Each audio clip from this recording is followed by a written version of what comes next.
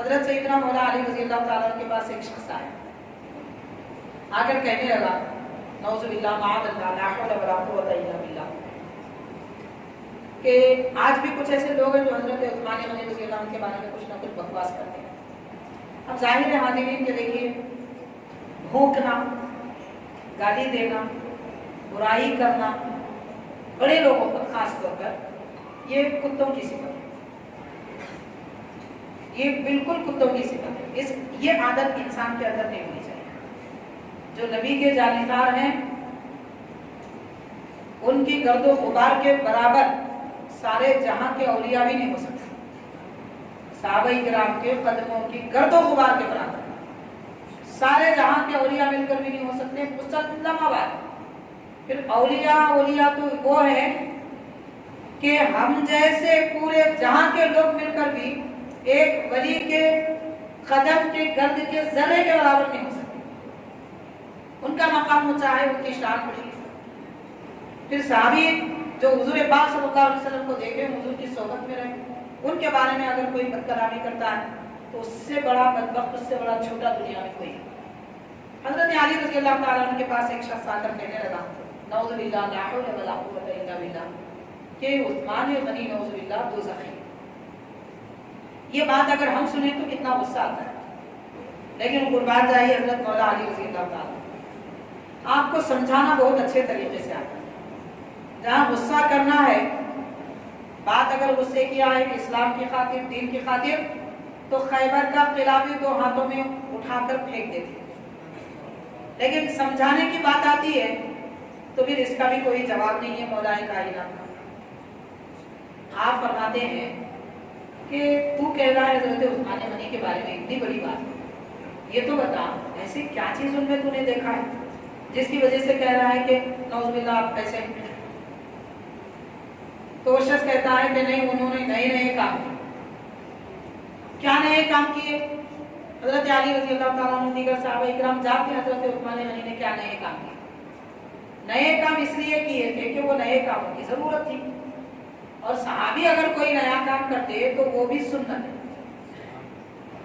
صحابی اگر کوئی نیا کام کرتے تو وہ بھی سنت ہے۔ جیسے قرآن مجید کو ایک قرات پر، قرآن مجید کی ایک قرات پر سارے جہاں کے لوگوں کو جمع کرنا کتنی ضروری چیز ہے، نہیں تھی، لیکن وہ آدمی بے وقوف تھا، یہودی تھا، بدبختی میں ڈوبا ہوا تھا، اس نے ایسا کہا۔ تو آپ نے دیکھیے کتنے انداز میں، کتنے اچھے انداز میں سمجھایا حضرت مولا علی رضی اللہ تعالیٰ عنہ نے کہ دیکھ، اگر تجھ کو دو لڑکیاں، کیا تو اپنی دو لڑکیاں کسی ایسے آدمی کو دے گا جو تجھے پسند نہ آئے؟ تو وہ کہنے لگا کہ نہیں، میں تو نہیں دوں گا، اپنی لڑکیوں کی شادی اس آدمی سے کیوں کروں جو مجھے پسند نہیں ہے؟ اگر وہ برا ہے، بد اخلاق ہے، ناپسندیدہ ہے اور دین شریعت کے خلاف کرتا ہے تو میں ہرگز پسند نہیں کروں۔ تو اس کے بعد آپ نے فرمایا اچھا یہ بتا، حضور پاک صلی اللہ علیہ وسلم جو بھی فیصلہ فرماتے ہیں، کیا حضور اپنے سے فیصلہ کرتے ہیں یا پھر اللہ تعالیٰ سے خیر کی دعا کر کے کرتے ہیں؟ اس نے کہا کہ حضور تو پہلے دعا کرتے ہیں۔ پھر آپ نے فرمایا حضور جب دعا کرتے ہیں خیر کی تو اللہ تعالیٰ آپ کو خیر عطا فرماتا ہے یا نہیں دیتا ہے؟ اس نے کہا ضرور دیتا ہے، اللہ کے نبی کو نہیں دے تو پھر کس کو دے؟ تو آپ نے فرمایا پھر دیکھ، کیا سرکار نے اپنی دو شہزادیوں کا نکاح عثمان غنی رضی اللہ تعالیٰ عنہ سے اپنی مرضی سے کیا تھا یا اللہ تعالیٰ سے دعا کر کے کی تھی؟ تو اس نے کہا اللہ کے حکم پہ کیا تھا۔ پھر اللہ تعالیٰ اپنے نبی کو خیر دے گا یا شر دے گا؟ اس نے کہا نبی کو تو خیر دے گا اللہ تعالیٰ۔ تو پھر نبی کو جب خیر اللہ نے عطا فرمایا، نبی نے رب کے حکم پر اپنی شہزادیوں کا نکاح عثمان غنی رضی اللہ تعالیٰ عنہ سے کیا، پھر تجھے کس بات کا اعتراض ہے؟ اور کیا برائی عثمان غنی میں تجھے نظر آ رہی ہے جو نبی پاک صلی اللہ علیہ وسلم کو نظر نہ آئی؟ یہ کہنا تھا، وہ کہنے لگا کہ میں توبہ کرتا ہوں بس۔ تو حاضرین کرام، جب حضرت عثمان غنی رضی اللہ عنہ یا کسی اور صحابی پر لوگ انگلیاں اٹھاتے تو جواب سب سے پہلے حضرت علی رضی اللہ تعالیٰ عنہ دیتے، اس کی غلط فہمی کا ازالہ کرتے۔ صحابہ کرام آپس میں شیر و شکر کی طرح رہتے، مطلب دودھ میں شکر ڈالنے کے بعد شکر جدا نہیں کر سکتے.